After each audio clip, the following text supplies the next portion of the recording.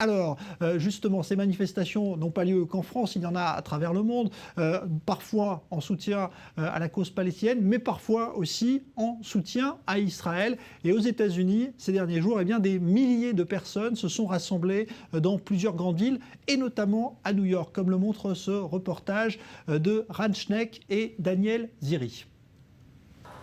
Une foule en bleu et blanc, des chansons en hébreu et des messages de paix. Au moment où des milliers à travers le monde manifestent contre Israël, à New York, ils étaient près de 8000 à exprimer leur solidarité avec le pays cette semaine.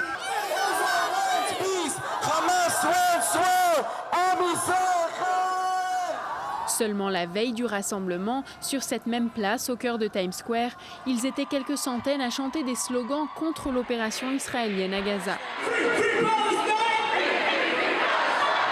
Mais pour ces supporters de l'État juif, pas question de rester silencieux face aux provocations.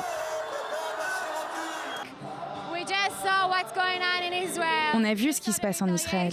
On a vu les attaques du Hamas, les tentatives de cessez-le-feu de la part des pays arabes, les manifestations pro-palestiniennes qui ont lieu à travers le monde.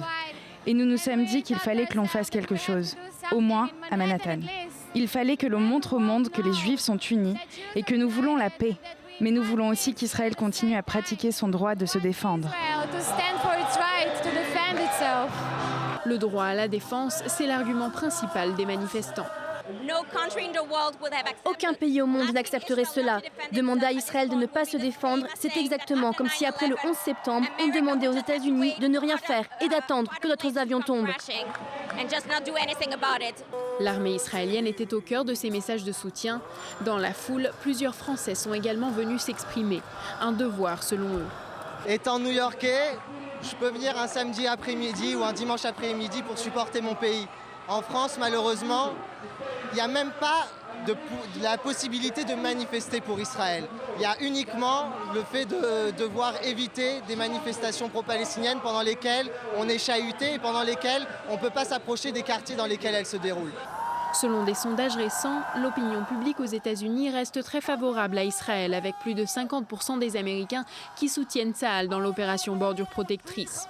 Plusieurs manifestations comme celle-ci ont eu lieu ces dernières semaines dans les grandes villes des États-Unis. L'essentiel, c'est de ne pas avoir peur, chante-t-il. Un moyen pour eux de se sentir proches de leurs camarades israéliens dans ces moments difficiles, même depuis l'autre bout du monde.